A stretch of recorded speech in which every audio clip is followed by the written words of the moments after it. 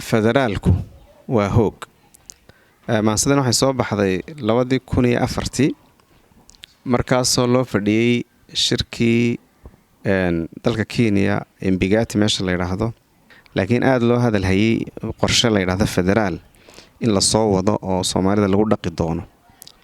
Marka qaybka Ilaahay baa og subxaanahu wa ta'ala, laakiin si qof waliba aragtibay wax ula muuqdaan. Aniga markaa waxa ila muuqatay in qorshahaas uu dhibaato xoog leh ka soo socoto, sidii baanay noqotay.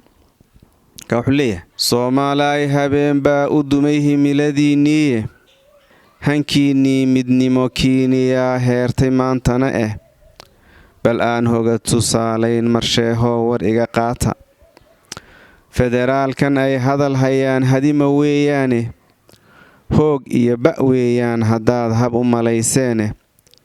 Hiddaheenna meel kuma lihiya haybti dhaqameede, waa hadal qalaadoo haddana hoos inoo galay. Markaan hubiyey qaamuusyadii lagu halqeexayay, idinkuma habboonee midnimo ka hadfa weeyaane.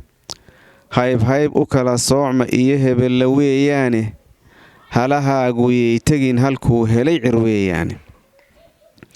Hoggii weeye ay nala damceen hore gumaystuuye, ha yeeshee rag harageen nalaa hawshan loo diraye, oo looga hadhay meel madow inay ku hooyaane, oo kula heshiis baan wadnaa haykal qarameed.